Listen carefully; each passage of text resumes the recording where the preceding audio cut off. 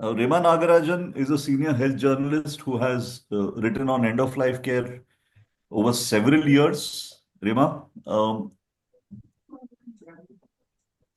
you put on your video for a minute, please? Yes, there you are. Okay. And Dr. Uh, Nagesh Simha is currently the medical director of Karunashray at the hospices at Bangalore and at Bhubaneswar. And I'll ask them to take it on from now and then I'll come back. Thank you, Roop. It's wonderful that we're having a meeting like this. There are a lot of things that have happened in the recent past with the law and with governments making the rules that are required. And we have already got a long list of questions. So I will now request my co-chair, Rama, whether she has anything else to add. And then I will request you to then start shooting off the question one by one to the people concerned. Yep. Rama, please. Hi, everyone. Actually, there's a lot of confusion regarding what exactly end-of-life care decision-making is all about. It is often mixed up with things like euthanasia, physician-assisted suicide, and things like that. So there's a lot of care to do, and I think that's main job is ours as journalists to clarify to people what exactly the difference is. But at the same time, we have made a lot of progress in India in terms of actually giving people much more say over what their end of life could look like. So we are hoping that with this discussion, journalists would become clearer about what progress has been made and how we can communicate that to the people so that people can make use of what has been achieved so far. Thank you. Thank you, Rima. That was perfectly said. So let me start off by first calling upon Dr. Rajani. He is an intensivist, pulmonologist, and the director of clinical services with Yashoda Hospital at Kaushambi in Ghaziabad. And he's been a passionate end-of-life care advocate for a very, very long time. Raj, since 2005 or earlier? Yes, maybe a little bit earlier. 2005 was a milestone because that was the first time. So your question. Now, Yeah, you have okay. this issue for over 20 years. I mean, that's what we were coming to. Can you bring us through the twists and turns and your sense of where we are today? Oh, yes, I know. See, the first event, so to speak, in the public space was a position statement by the ISCCM in 2005 on the issue of withdrawing and withholding and palliative care towards end of life in the ICU. Because we were very conscious of the fact that this excessive treatment shown of dignity and control for the patients in the ICU. And this was the default sort of manner in which they were treated. And since then, there has been a long journey with this. We have had, culminating in the fourth iteration of the ISCCM IAPC guidelines in 2024.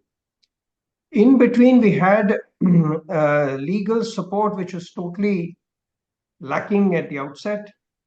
You know, in 2006, we had the 196th report of the Law Commission of India, which sort of endorsed the view that patients have the right to withhold or withdraw excessive care or what they don't want.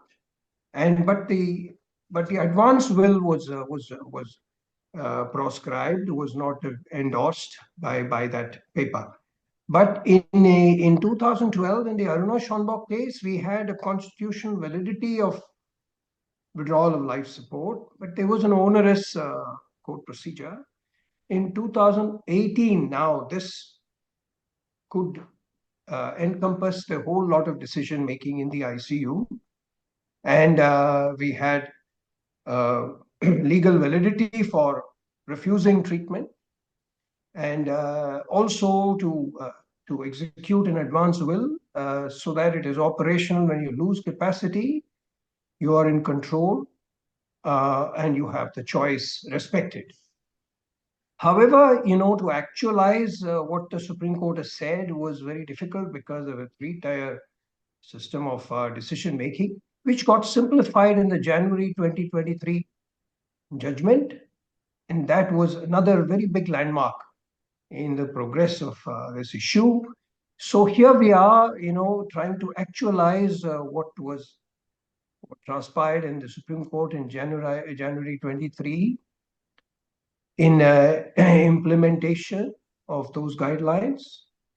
So we have the combination of professional position statement and the legal framework combined in the pathway defined by the ICCM IPC guidelines of 2024. Here we are. Another very big landmark was the Karnataka government's order in the matter, which will go, we believe, a long way in implementation on the ground of these provisions made by the Supreme Court, as well as the legal framework and the professional guidelines also enunciated in the manner by the two professional bodies. Thanks. That's all. This is what we look forward to, that this implementation may percolate elsewhere in other states as well. Yeah. So just to kind of clarify, ISCCM stands for Indian Society of Critical Care Medicine, and the IAPC is the Indian Association of Palliative Care. Yeah, over to you, Nagesh.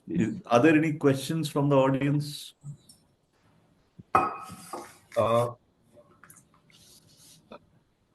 As we wait for questions, I think there is a question about the Karnataka rules, but just to say that in the case of the Secondary Medical Board, what Karnataka government has done is that the panel that was formed for under the TOTA, the Transplant of Human Organs Act, that panel has been recognized, by the government, so that you don't have to run around to get permission from the district health officer. You can start using the doctors who are on that panel. That's a good beginning. I'm not saying that that's going to be the end of it, because we may need to add more people later on. But what we felt was that let's take it step by step. And I think that's a very, very big break. It took a lot of effort to convince the bureaucracy, but we have wonderful Principal Secretary of Health, who I think now is an expert and can be called on a panel like this. Yeah. Great. I don't see any questions. I think it'll warm, not one. Roop, please go ahead. Yeah, so I'm going to move on to the next panelist, and that's Dr. Parth Sharma. He's a community physician and a public health researcher, and interested in palliative care. That's a pretty rare combination. So, Parth, the question for you is, why should the general public be concerned? Is this a public health issue? Why is death and dying so expensive? Every day we hear of families bankrupted by the death of a loved one. Your comments, and just to let the audience know that the questions are up in the chat box, so you can actually see what's coming up ahead. Thanks, Dr. Roop, for that question. Please mute yourself. Thank you. Yeah, go ahead, Parth. Yeah, thanks, Dr. Roop, for the question. I think if we look at the statistics right now, health is one of the leading causes of poverty in India, health-related expenditure. We have an estimate that close to 5 crore people fall below poverty line every year when it comes to health expenditure. And most of this happens towards the end of life because of futile medical interventions like ICU admissions. That's one aspect of it. The second aspect is that that prolonging a life full of suffering, which is not productive, also adds to a lot of psychological burden, not just for the patient, but also for the caregiver. I have seen a lot of caregivers quit jobs and their productivity also goes down, further worsening their financial condition, and it leads to generational poverty in families because kids have to drop out of education just because of that medical expenditure, which is not necessary. And the most important thing why this is a public health problem is because there's so much misinformation, which is also noticed currently what's happening in the media when it comes to euthanasia. Terms like euthanasia are being used with this order. And the communities that I work in, they have no idea of what end of life care is. And so it becomes all the more important to communicate the right thing. Otherwise, this will be a public health disaster. Rima? ಇಲ್ಲ ಇಲ್ಲ ಇದು Nagesh? advance Nagesh? Anything? Acha. So Uh, if not, then I'll. No, I think what Parth has said is very, very clear. And as Rama herself had said that, there's a lot of confusion in nomenclature. They talk about active, passive, not so passive, euthanasia. So I think the clarification is good. Please go ahead. Also, I think what Parth mentioned about communicating to people why end of life care is important. I think for a large part of our population, they don't even know that something exists like end of life care, and that they can actually take decisions in advance about things like this. So just communicating what end of life care means to people and then telling them what is available in the law to them, that I think is going to be the more difficult one. So one thing that is pretty interesting, and this is data from the US, typically it's been called death literacy. And the impact of death literacy actually is roughly, death literacy roughly corresponds to health literacy. And communities that have lower death literacy also have worse end of life care.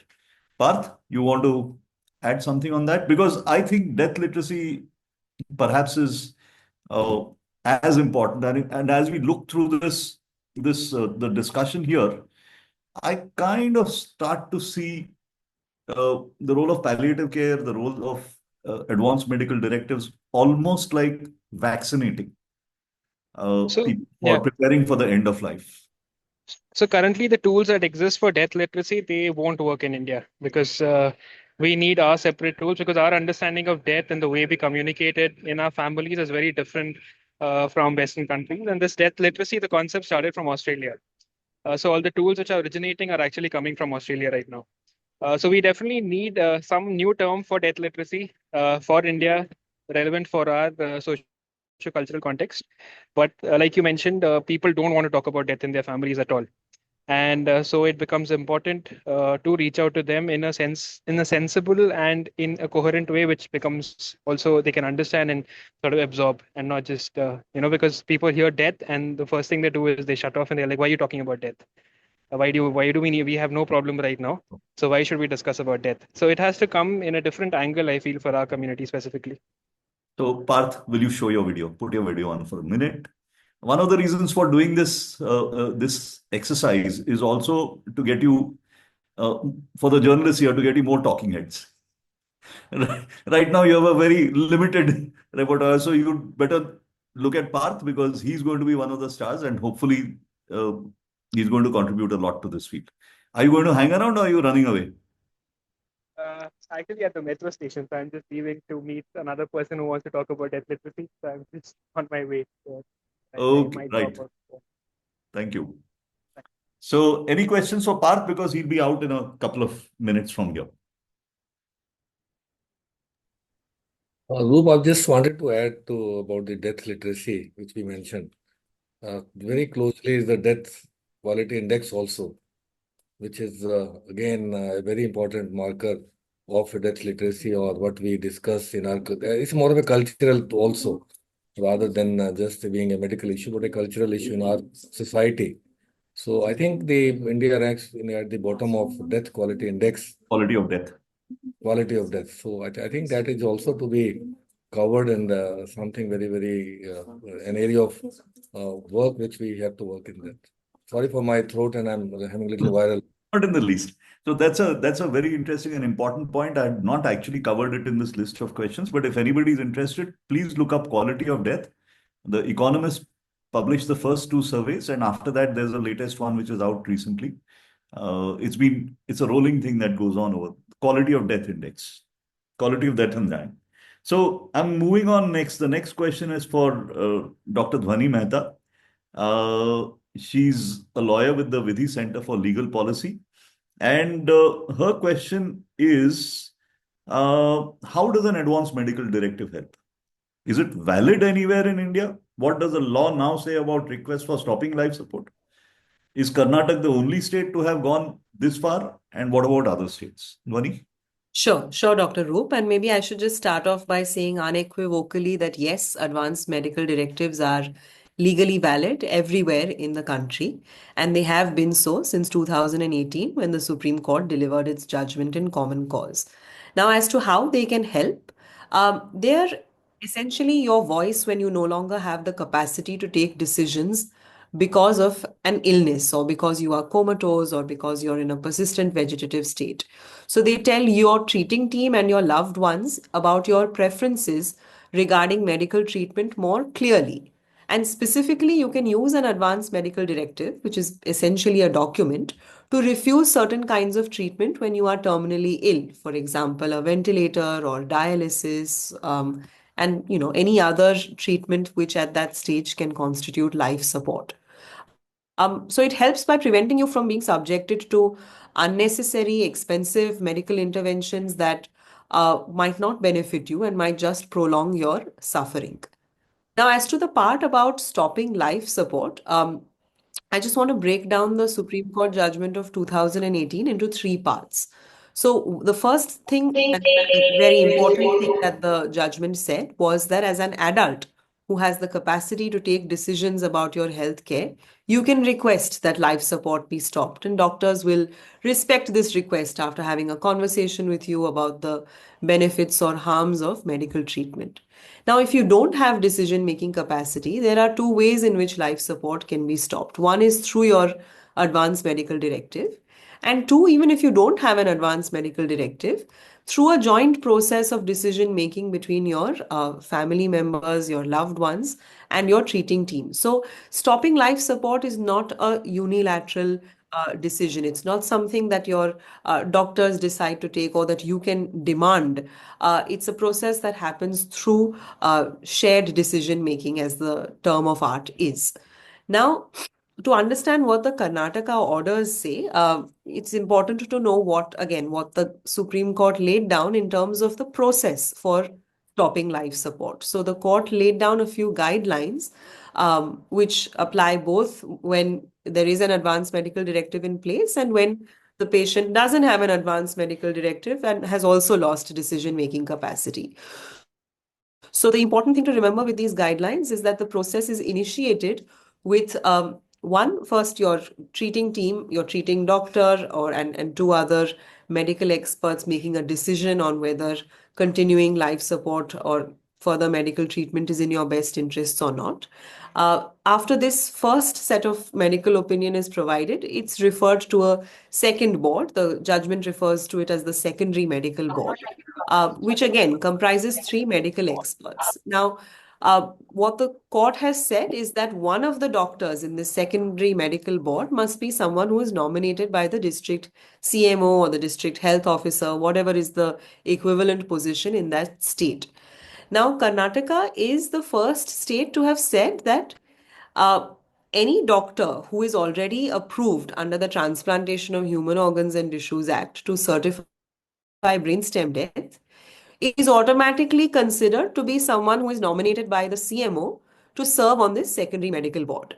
So this means that you don't have to go to the CMO every time a decision has to be made about withholding or withdrawing life support. You don't have to ask them to nominate a doctor on a case-by-case basis. There is an already approved set of doctors who are available and who you can rely on as a hospital to provide an opinion on life support. So this particular model of nominating doctors is only there in Karnataka, but there are other states like Goa and Maharashtra which have also made arrangements like this. So Goa has just named 30 specific, has provided 30 individuals who are eligible to serve on this secondary medical board.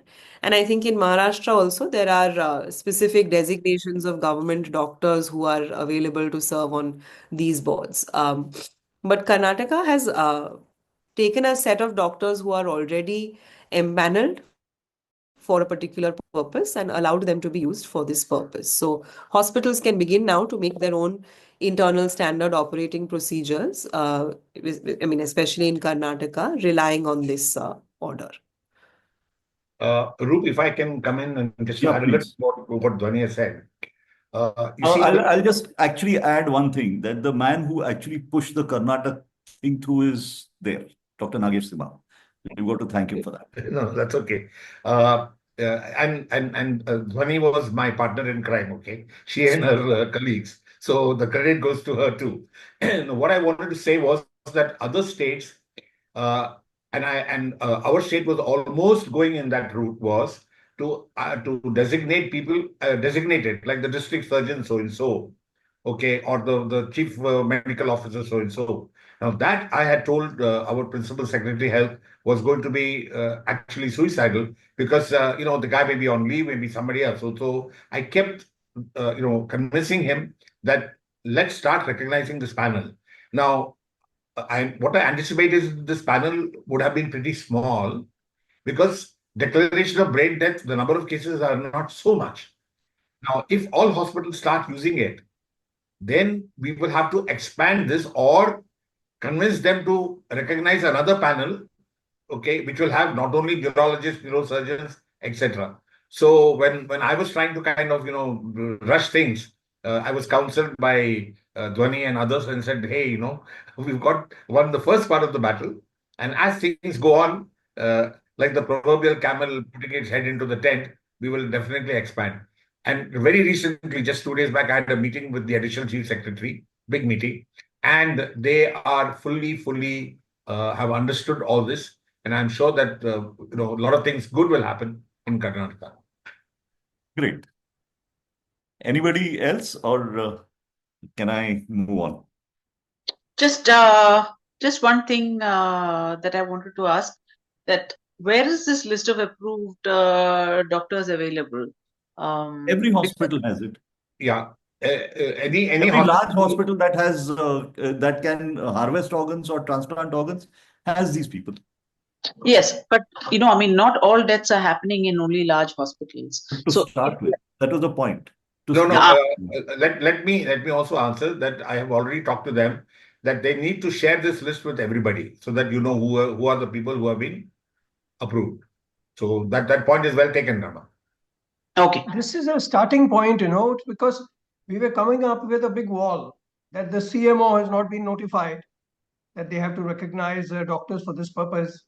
So in fact, we suggested this in the Supreme Court at the time of the modification judgment, clarification judgment, and that time it was dismissed by the court. I mean, or not given enough value.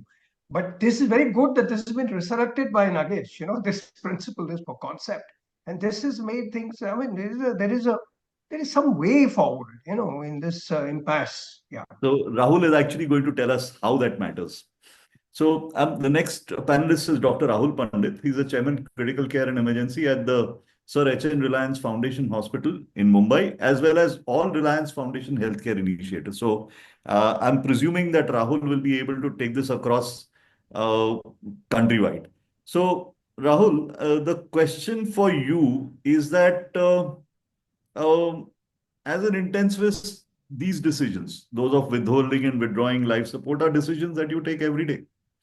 We've already got some sense of why the Karnataka order is important. And that you heard that as of now, the Karnataka order actually is the best that we have. As of now, it is still not valid in Maharashtra and other states. So give us your perspective as a practicing intensivist. Yeah, so thank you very much, Dr. Roop, and good afternoon, everyone. So as an intensivist, we are already the face of various teams which look after acutely ill patient in the ICU. And by obviously, we become an extension to it when things are not going right, and when we care, or we are talking about terminally ill despite best of the efforts, we often become the anchor who anchors all the teams together, as well as speaks with the family. So end-of-life care decisions are quite often taken in ICU by intensivists leading the whole process. In fact, most tertiary care units, you would have intensivists lead this process quite well. Now, up until now, there was no real pathway which we had, which we could actually use and go in a way where everybody, and when I say everybody, I'm not talking about medical colleagues only, I'm talking about family, I'm talking about extended families, I'm talking about hospital administrators. Everybody has to feel comfortable that dignity of life as well as dignity of death and quality of death is offered to a patient in whom futility is unfortunately the likely outcome despite best of the efforts. This is completely different to what Dhvani ji mentioned about the two aspects which he quite clearly talked about, where one is an advanced directive. Advanced directives, we are actually not offering that treatment because the patient doesn't want it. Here, the treatment is offered, and we are actually talking about withdrawal of life-sustaining therapy, which has now become futile. So the Karnataka government order actually has paved a path for us that now many governments could start with this, though it's not a very inclusive order, and we've already had Dr. Sima talk about it, but it's a starting point. And quite often we delay into just taking the right decisions. I think this is the right decision to take, that you start off with the brainstem death panel. Most tertiary care hospitals where a transplant is done, or they will have a or those who have a non-organ transplant retrieval center, or a NTORC, what we call them, they will have these teams. So at least it's a start of around 100, 200, depending on the state, 300 specialists across the state who would be now empaneled and be a part of the secondary medical board. Then, of course, you need to expand this panel to include oncologists, neurologists, neurosurgeons, nephrologists, cardiologists, so that the true essence of the Supreme Court judgment is then completely encompassed into this order. And I believe this is the starting point. Unless we have started, we would not go forward. So I think Karnataka government, I must really congratulate everybody who put in that effort to get it done. And I think even if Maharashtra starts doing that in extension to the current order which Maharashtra has, it will become a pathway forward for us. And I'm talking Maharashtra because I'm based in Mumbai. Ultimately, every state will have to take a starting point and go ahead by building up on that starting point. That's what I sincerely feel. Thank you, Rahul. That is perfect. Yes. Persons, anything, or do I move on? No, Rama, anything that you would like to say? Because Rahul has said absolutely, very clear about what he feels. No, I think we'll wait to hear everyone else before we move to questions then. Okay. So the next is up is Dr. Smriti Khanna, and she's a palliative care consultant at my hospital, PD Hinduja Hospital. And she, as a palliative care physician, is actually the implementer. So in the sense that she puts together these documents, make sure that due diligence is completed. And although Hinduja Hospital, I mean, Maharashtra still doesn't have this process validated, but at least we do follow at least part of this. So, Smriti, would you take us through explaining what the primary and secondary medical boards are for processing end-of-life decisions for withholding or withdrawing life support treatment? Take us through the steps involved, even though they are somewhat hypothetical at this moment. Is this only for hospital admitted patients or also for someone being taken care of at home? Smriti? Thank you, Dr. Roop.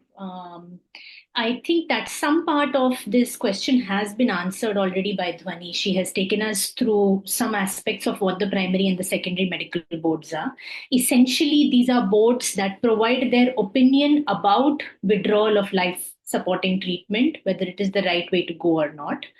The primary medical board and the secondary medical board both have 3 doctors each, separate from each other.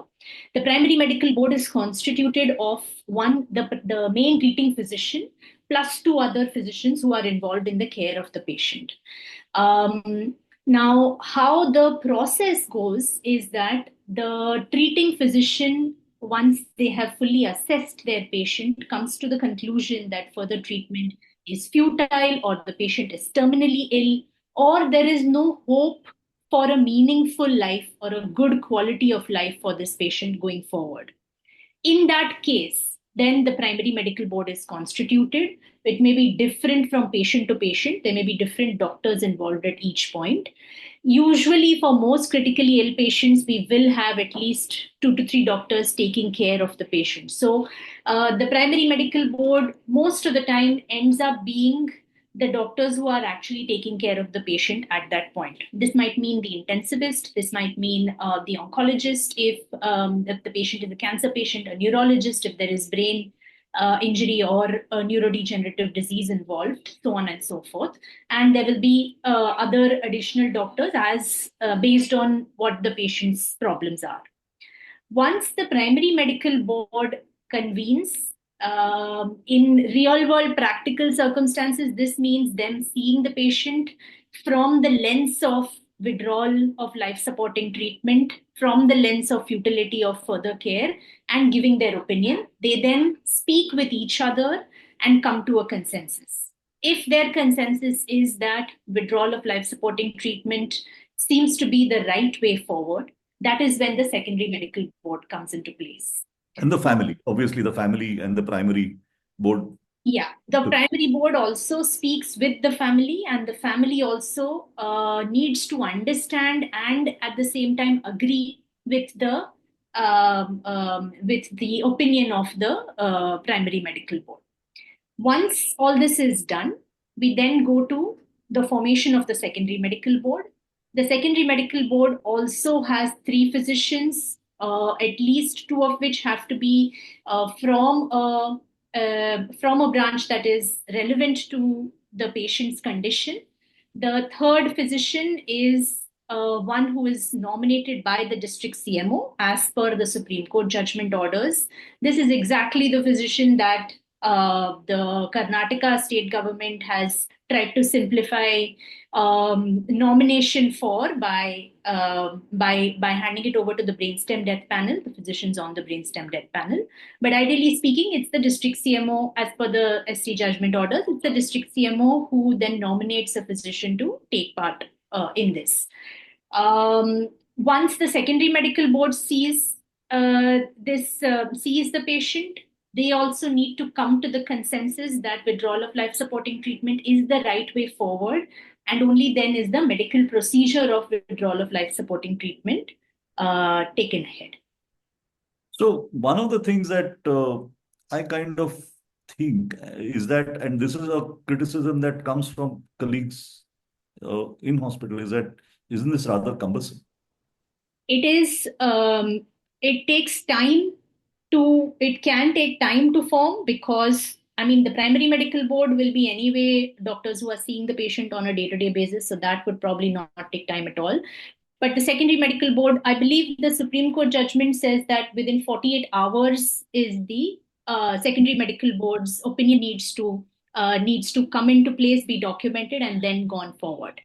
But I believe that also, if this is the machinery or the mechanism that is there in place, at least it keeps both doctors and family members in peace, satisfied that the right process is happening, that due diligence is going on. We aren't doing anything that the patient does not deserve. And we are trying to look at all the possible options that the patient needs or requires before taking the call for withdrawal of life-sustaining treatment. Roop, if I can add, whatever Smriti has said is absolutely right. The nomination of the secondary medical board using the panel is deemed to have been nominated. So there is no worry. Okay. That's how it helps. Otherwise, and all that stuff.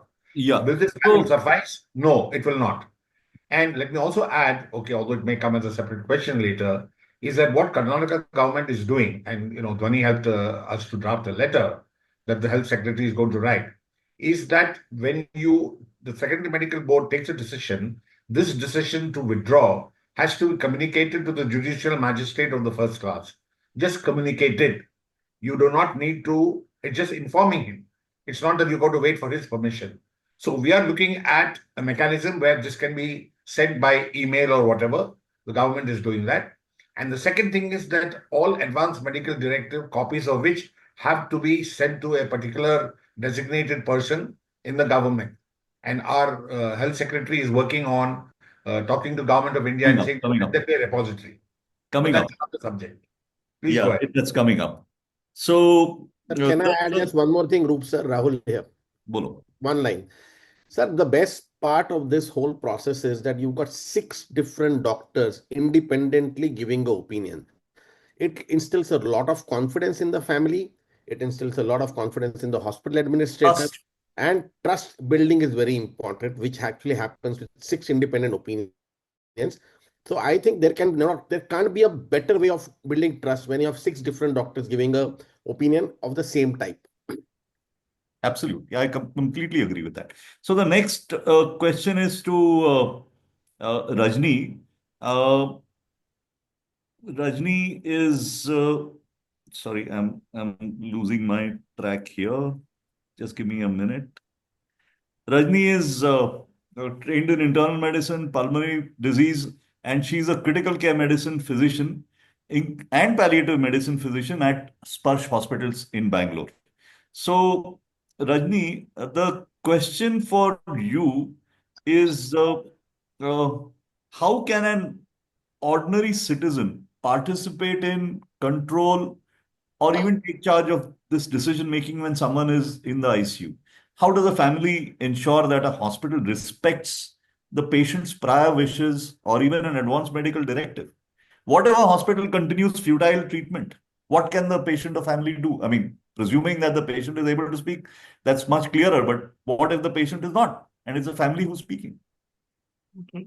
So I'll start with referencing a term that Dhvani mentioned earlier, and that in any patient who has either a life-threatening or life-limiting illness with an acute worsening, the most important principle is shared decision making.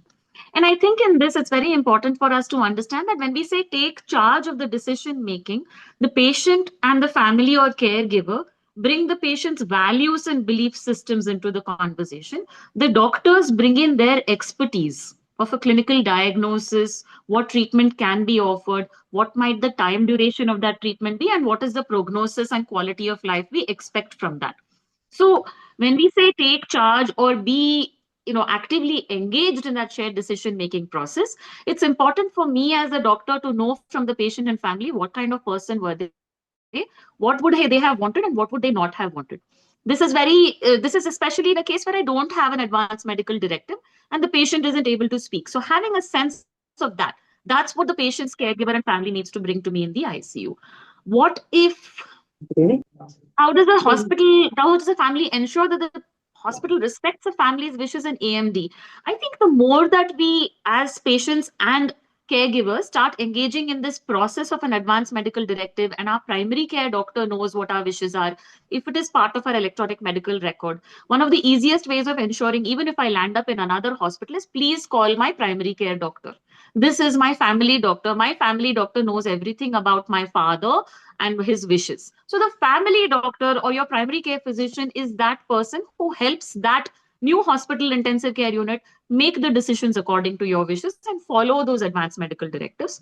And what if a hospital continues futile treatment? What can a patient or family do? There are reasons why this happens, and I think it's fundamentally because of, one, not enough palliative medicine trained physicians, or not having the right kind of support training staff for end of life care in hospitals. The practice that used to happen earlier was, in such situations, patients used to be discharged against medical advice, leave against medical advice. A rather sad situation where someone who wants to terminate organ supportive care in an ICU is sent home unsupported. More and more hospitals have SOPs in place for end of life care, for palliative care after withdrawal of organ support system. The Karnataka order from 2018 onwards, this process has started across all hospitals, but the Karnataka order really makes it much easier for us to operationalize it. In case you have a situation where a hospital is not agreeing to do this, you can look at other alternatives. Ask for a summary of the patient. We often receive requests like this, where maybe they are in a hospital where the hospital is not able to support good palliative end of life care within the hospital, and we will receive the patient on a transfer and ensure that there is compassionate care with organ support withdrawal. Thanks, Rajni. Chairpersons, Rema, anything to state? Actually, lots of questions. If I say one, just want to add one little point here, Roop. Bolo. one of the challenges we face actually as intensive care practitioners, I'm sure Dr. Rahul Pandit will also agree, is there is also the reverse challenge of a family not recognizing, even though we are counseling them, that this is non-beneficial treatment. It's especially difficult for people with end organ failure when the mind is okay, but we are telling them that the quality of life will not be good. And having that conversation is very difficult. When a patient has an AMD and they've had conversations with their family, it's much easier for all the doctors and the patient and family to come to a consensus. So that brings in Savita. But anyway, chairpersons, anything? Because No, I think that's fine. Although there are a few things that are there going on in the chat. yeah. So Yeah. let that go on separately. Yes. Yeah. Yes. But then, I think I guess the person who comes somewhere later, or maybe someone needs to talk about how AMD might or might not Next. whole process. Next. Okay. Dr. Savita Butola is palliative care physician and a commandant with the Border Security Force, and she happens to be the honorary secretary of the Indian Association of Palliative Care, and somebody who's actually moved the Indian Association of Palliative Care to becoming in a sense, the responsible agency to move advanced medical directives forward in India, because we do not have any governmental support. We needed some organization to take ownership of this. So, Savita, I'll just ask you, what can I, as an individual, do to make certain that my suffering is minimized at the end of life, that my family is not overburdened with my care? Where can people download a good advanced medical directive? After downloading and filling it up and signing it, what needs to be done? Can you just give us a quick step-by-step breakup of the process? Yeah, thank you, Dr. Roop. So this is actually where palliative care would come in. The aim of palliative care is to ensure a good quality of life for both the patient and the family for whatever time is left. And there were some questions in the chat. So it's for them also that palliative care is a multidisciplinary team, which will have psychologists and psychiatrists and people to support all the psychological issues also that come in. So if we want to ensure that we have a dignified and peaceful death, the first thing is to get knowledge. And knowledge and information is what will empower us. So information about the current condition for the future, things that can happen from the primary physician as well as the specialists who are involved, the illness, the likely cause, complications, what are the available treatment options, what is the cost, what is the benefit, harm. Discuss that with the care team as well as with the loved ones. Then discuss your own personal values and goals of care so that they know what you would value, whether you would value being independent, whether you would value being pain-free till the end, and not suffering any invasive procedures that might be needed. So discuss also the options for place of care, whether you would want to be at home, whether you would want to be in a hospital. So it's important to understand that for all of us, old age is inevitable, death is inevitable, but pain and suffering is not. So palliative care aims that whatever time we have and whatever dignified, peaceful and pain-free. So we need to talk to our primary physician, and what we were talking about, the process, this whole process is what advanced care planning is. And the legal document that would come out when we have discussed and put our choices down is what is called as an advanced medical directive. So Dr. Roop was asking if a person wants to know where it can be found. So it can be found on the website of IAPC, Vidhi Legal Policy, Pallium India, LSET website. We have the model AMD that is currently what we are following, and we can download. So after discussing all these options, we need to think about 3 surrogates. So advanced care planning helps us to decide that in future, if we are not in a condition to take our own decisions, then who would we want our decisions to be taken by? Who will convey these decisions? We need to find out 3 surrogates, decide these 3 surrogates. They can be from within our family, they can be friends, they can be a loved one, they can be a partner, maybe not in the family, but a partner. And it is now legally valid to have 3 surrogates named by a person. So when we download this AMD, we go through it, we name our primary physician, we name the choices that we would have, whether I want chemotherapy, whether I want dialysis or not, whether I want intubation or not, cardiopulmonary resuscitation, intravenous antibiotics. If I have kidney failure, would I want dialysis or not? Where would I want to be cared for? All these things I can put down in the AMD. Then I need to inform my surrogates, get their signatures on the document, and sign all these things in the presence of two independent witnesses. After that, I need to get them signed by a gazetted officer or a notary public. And then this whole document is complete. We need to make multiple copies of this. Keep one with the main primary physician or the hospital where we normally would go to. Give a copy to all the surrogates, one to each of the surrogates. Keep one copy with the family or partner who is actually living with us. Keep one in a place where it is easily visible in an emergency. So in many countries, they keep it on the fridge where it is directly visible in case a person has cardiac arrest and somebody comes in. So multiple copies would be required, and one copy has to go to the person nominated by the government.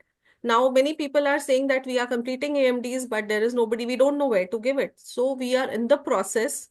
Karnataka has now been leading, Maharashtra, Goa, but we need to write to our local civic authorities asking them that, see, this is the procedure that the court has specified. Please nominate somebody. Because, see, administrators need awareness, the medical community needs awareness, the public needs awareness, and that is what we are talking about here. So all of you who are here, we need you to take this forward.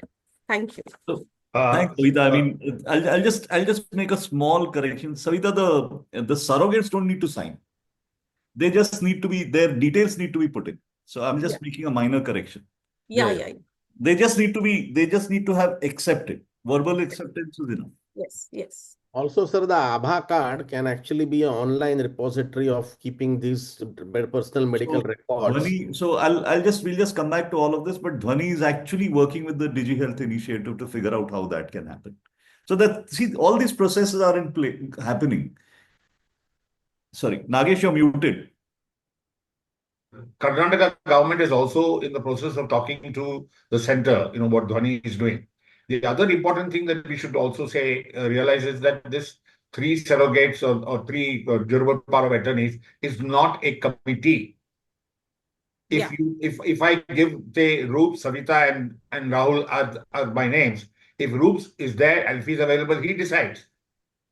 He does not have to call a committee of the 3 of you to decide. He may want to consult you offline, which is important. So you give 3 people, if not this, then this, then this. Now, whom are you going to give a durable power of attorney is left entirely to you, right? Some people believe that you should give it to family members because you don't trust others.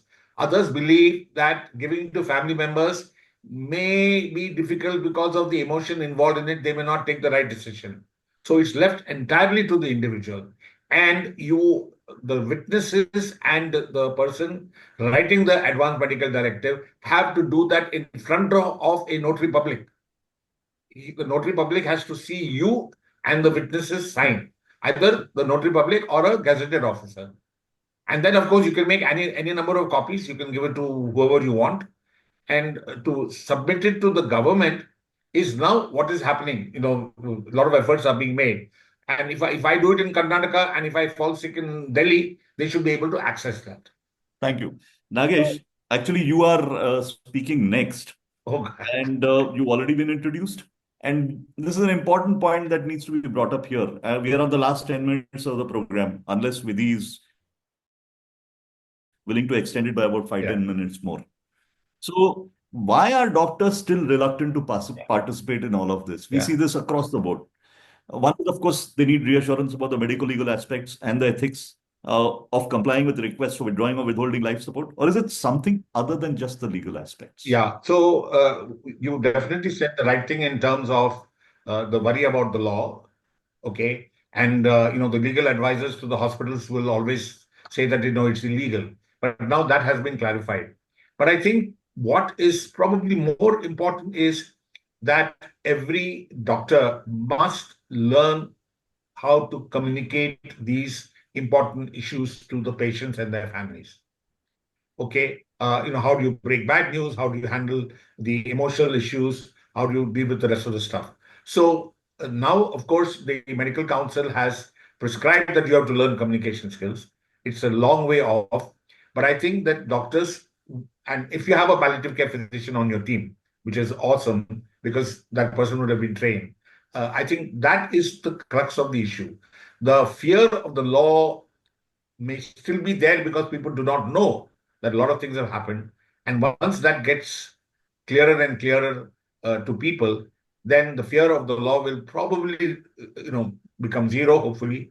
And there is every reason for them to learn how to talk to patients and their families. Yes. So anybody else has anything to add on this? But I agree. I mean, it's more of fear of being able to handle these conversations. And those of us who do this routinely, we've realized once you internalize this and once you can carry out these difficult conversations, it's part of the job. I Raj. think the cultural issue of not discussing death is one of it. And then another culture of just go for only cure in all circumstances in medicine, in medical practice. Okay, we have not changed that fundamentally. Yes. That we have to address the needs of the dying, needs of the terminally ill, and suffering-focused paradigm shift has to take place. This shift in the outlook of physicians is the barrier as of now. I think it is improving. It has changed in the last 20 years, at least to this point that we are discussing that, in a public forum. But this has to become more crystallized in actual practice, translated in practice by the bedside. Yeah. Just to add to what Dr. Mani said, that it's very usual practice for the primary care physicians in many countries to spend time with the patients to explain about the advanced medical directive and power of attorney, and to bring the topic for the introduction, then take it back and then come back the next visit, particularly for those who are treating with chronic diseases. It is just introducing a subject of advanced medical directive, that something like this happens and something like this is already there. And I think that shift is coming up in last 10 years, and I've seen now people are talking about it at least, and I think that shift will continue, and it's a matter of awareness of medical professionals, public at large, and of course the media. Savita, you are Yeah. the person who's going to make this happen. What I was saying was, no, thank you. So we all have to make it happen. What I was saying is that patients are actually very relieved when we talk to them about death and dying. Sometimes they hold back. So it's a relief for them to find somebody who's willing to talk and tell them. And most of the resistance we find comes from doctors, not from patients and families. Families are often very relieved to be guided to it. I agree. And it's about normalizing that conversation around death. So start having that conversation in routine, tell your choices. So even if there is no AMD, families should know that this is what my father or mother wanted and I can honor their wishes. So it's a way of looking at it. मैं और कुछ नहीं कर सकता हूँ तो मैं उनकी इच्छा तो पूरी कर सकता हूँ. I will totally agree with Savita. This is my daily experience. I sit right across from the oncologist. In fact, the patients are relieved to have honest conversations. Collusion, children trying to shield their wise parents from the big word of life-threatening illness diagnosis is our bigger challenge in communication. Thanks. So I'll move on to, I think we probably have time for only one last question, and that is to Dr. Rajinder Dhamija. This is going to be a long question. Dr. Rajinder Dhamija is a colleague, also the only other neurologist here. He's a professor of neurology and he's the director of the Institute of Human Behavior and Associated Sciences. And the question to him is, as I said, it's a little long, a little complex, but hopefully the question itself will answer some of it. Catastrophic brain damage due to stroke or trauma or loss of oxygen to the brain can leave an individual with devastating disability. In some, you can declare brain death and the victim's organs can be retrieved to bring hope to other people. But in others who are also irretrievably brain damaged, in spite of having the same families are denied the opportunity of organs for donation because the technical criteria of brain death are not satisfied. And I hear this again and again. Laypersons often confuse these two similar situations and wonder why this is so. So, Dr. Dhamija, can you explain organ donation after brain death, DBD, and organ donation after death by circulatory criteria, DCDD? So thank you, Roop. I think we have a act which was enacted in 1994 that we call as the THOTA, the Transplantation of Organs and the Tissue Act 1994, and then amended in 2015, which clearly stipulates how we have to, confirm the brain death and what is brain death and what is this death after circulatory death. So most of the organ transplantations or organ donations happen in India after the brainstem death. And there is a procedure, well-led guidelines and well-led procedures, which is from the American Academy of Neurology as well as for Indian associations, that the how to confirm the brain death. There is a procedure for clinical evaluation, for the investigations, whether temperature is normal, blood pressure is normal. There are no other reversible causes which we have to be corrected, which can be corrected. And that brain death criteria are very stringent. And then there is something called apnea test, which has to be repeated after 6 hours. And there is a team of doctors. And I happen to be the chairman of the brain death committee at my previous hospital at Lady Hardinge Medical College, where the organ transplantation or donation from the ICUs were happening, and many cases were diagnosed because of the having catastrophic brain conditions, what we call them, the irreversible brain damage. So as of now, the brain death is the main reason for having main option for having a organ donation. And after discussion with the ICU doctors as well as the treating doctors with the family, we are finding it more and more now acceptance for this, and particularly young children, young adolescents, and young adults having massive head trauma or traumatic brain injury, which becomes irreversible, leading on to PBS. So obviously those are the conditions which are happening, and we have a huge demand of organs in our country, whether it is kidney, liver, or other organs. So I think this is again a very important step for giving lives to others after you are gone. So how do you expand that pool? So that pool, that pool can be expanded only once you create awareness amongst the ICU physicians, amongst the treating teams, and having a discussion with the family, and that can happen only once we are aware of this, as well as the act also. So there is an act which is very clearly states that how we diagnose brain death, what are the criteria, and how we confirm it, and then how much time we have to harvest the organs. And there are some centers which are recognized as organ donation centers, transplant centers, and then there are only retrieval centers. For example, many centers in cornea can be retrieved and transplanted to some other hospitals. Yeah.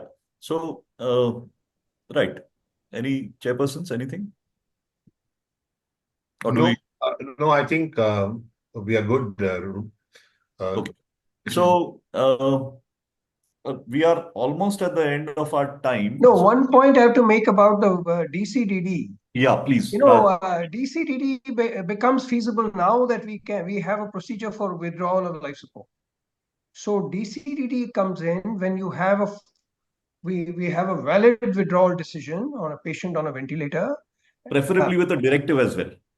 Preferably with a directive, or even if there is no directive, through this process of shared decision making with the family or with the patient, if the patient is capable, you can arrive at a decision firstly for WLST, and one WLST decision is secured. Withdrawing, Raj, no acronyms, withdrawal. please. Yeah, withdrawal of life support. Then you can take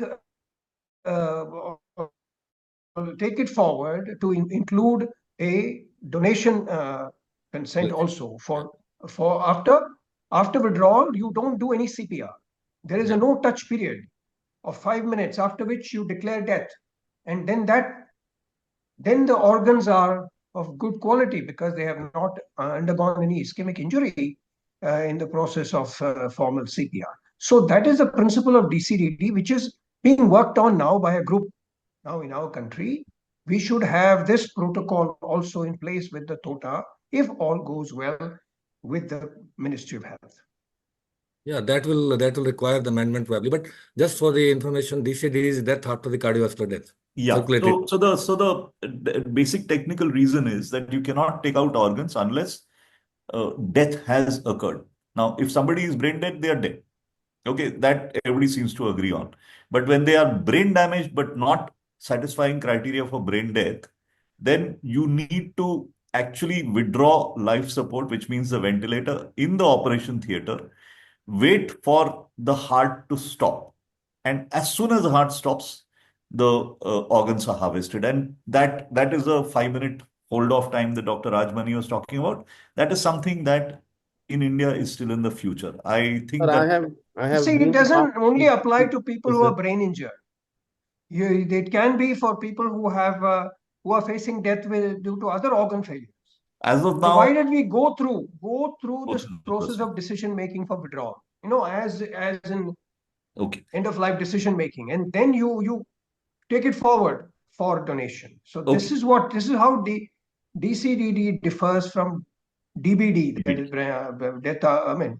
Donation So after brain death. so That is, if you I have can this provision for DNAR, okay, with the correct, withdrawal, and correct. then you can save the organs. Otherwise, if you Right. go through a CPR, then you don't save the organs. You lose the organs. We are absolutely at the end of our time. So I mean, if anybody, I think Dhvani's already put it up in the chat box. This recording will be available. Anybody who's interested, please access. I'm not sure. Dhvani, would you want to come in and tell us how you're going to keep it up? I mean, transcript as well as recording. Sure. We can put up the transcript on our website as well as the recording on our YouTube channel. But Chat also. The chat, the chat box. text, Okay, chat sure, text sure. also. Yeah, That also of needs course. to I be. think Zoom stores that, so hopefully we should Yeah, be. but you have to put that up there. Yeah, we'll do that. We'll do that. And you can write to us, just you can check our website out, of course, in a few days. Otherwise, you can write to the email address that I've posted in the chat box as well, and we can ensure that it is sent. Okay. Chairpersons, please. I will let Rama do the summary. Please go ahead, Rama. No, I think there are lots of questions which have not been addressed, which popped up in the chat box. So I'm hoping that what Dhvani said, that we can reach out to her if we need further clarification. So contacts of some of the people who have spoken here would be very useful for journalists if they are provided, because there are many questions. For example, Vijay Shankar, I think, has put up several questions and scenarios. So all of us, I think we have similar questions, many of the journalists. It will be really helpful if the contacts would be given. Yeah, absolutely. All the contacts will be shared. I mean, mobile numbers, email IDs. Shireen will kind of collate all of that and put that also up. Everything will be up. Thank you. That will be the most helpful. Yeah. And if anybody still wants to put up their hands and ask it in person, can we permit that, or we are ready to I think we are way past time and the questions will go one after another. I have no problem. I can be here for hours. But I think let them communicate. Rama, I've already sent my friend Vijay Shankar my number on a private chat because he's got lots of questions, and yeah, which I think is important that we should talk about. So one thing we can do, we can promise, and Dhvani, you can probably figure this out, is that we can have a follow-on meeting. I mean, Sure. because Yes. obviously this has to be an ongoing conversation. That's right. That's right. Okay, so Rima and Thank you. Nagesh, you have to do the honors of closing this, please. Thank you very much to all the participants, and of course, thanks to all the experts or whatever on the panel. This has been a very, very long effort that has been made. Started 10 years back, actually, almost 10 years back, when we all met and formed the End of Life Care Task Force. We are seeing a flicker of light at the end of the tunnel. and I'm sure that things will improve. I appeal to all those people, the journalists and others, to please get in touch once we have all the contacts with you, and we'll be more than happy to try and address your questions to your satisfaction. So, if I might, on behalf of my co-chair Raman Nagarajan, thank the organizers and wish you a very good evening. Thank you. Thank you, Dr. Okay. Thank you. Thank Bye. you. Bye-bye. Thank you.